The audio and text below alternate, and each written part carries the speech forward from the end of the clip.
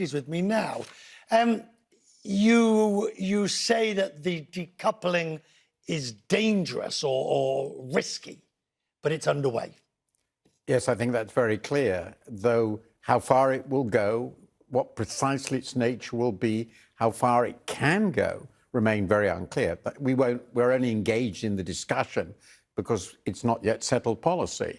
And I think the US is stumbling, moving, whatever word you use, towards something, and it doesn't know the destination yet. Right, but when we talk about the US side, are we talking because you don't like the look of the CHIPS Act, or you don't like the look of the IRA, or you don't like the look of the fact that the US clearly has now decided to put forward an old-fashioned industrial policy? Well, these things have to be separated. Actually, the CHIPS Act, I suspect it won't work, but I understand fully why they're trying it, and similarly with the IRA. And on their own, it wouldn't be that problematic. They are moving towards a more general, it seems to me, it's the beginning of a real industrial policy. These have generally failed. I think it's pretty clear they have. But I think the bigger problem is that they are moving towards an all-round war, as it were, with China. They are thinking of it as an enemy that has to be suppressed in some profound way, and that will lead them far beyond where they are today. As opposed to a competitor that has to be competed against. Competed or managed. There's a shift. But how can you manage? How can you manage against an economy that is run on completely different lines and arguably, since its accession to the WTO, has not followed the rules?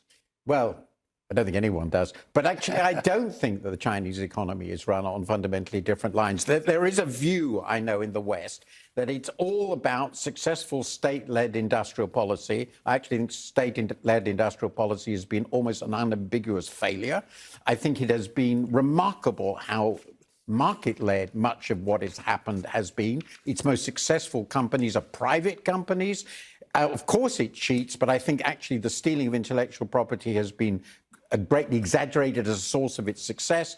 I think this is a very simplistic view of what made China successful. If it had really been what people criticize it as being, right, it would have been the Soviet Union, and it isn't. OK, so you talk about, in your article, the reasons why the US and others have shifted away from a global perspective. You say the failure was not to provide any cushion for those who lost jobs and for the places in which they lived.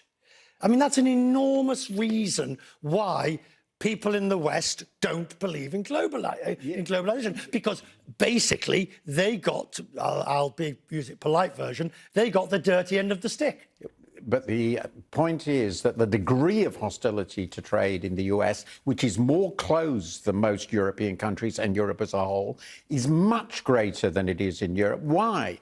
Because in America, these people were just abandoned. There is really no welfare safety net of any serious kind, no real trade adjustment assistance disappeared. They were just abandoned. That was a policy choice of American policymakers. They prided themselves on slashing taxes and slashing spending. No wonder people feel abandoned, because they were abandoned by their own country. Now, if you then push forward to today, so you've got Macron in China, von der Leyen, you've got all over. China is the new, I won't say, you got Belt and Road, which may not have been a success, but China appears to be leading in many, and even if you don't like having to do business with them, they are now leading, where the perception of the US is often it's stuck in some dystopian political mire from which it cannot escape, ergo the events of this week. I think people are very anxious about the direction of the US, but most of the world wants a strong, effective US, and Europe certainly does, though it's more anxious. So there isn't any fundamental hostility to the US at all, and there remains great admiration for US values. But China is a reality.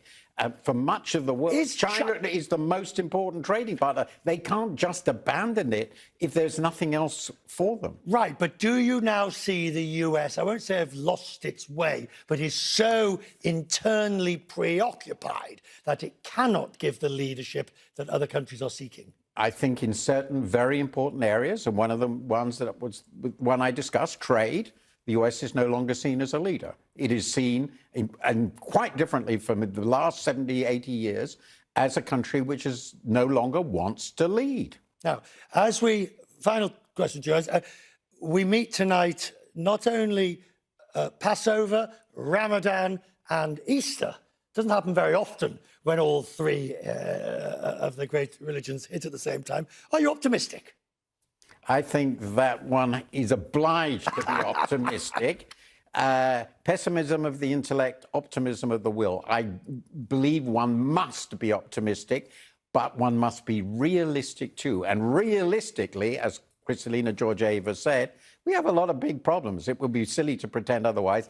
And it is crucial that the US finds its way because it remains the bulwark and center of the free societies I believe in. Very kind of you to come in tonight. Thank you, sir. It's a great pleasure, as always. Thank you, sir.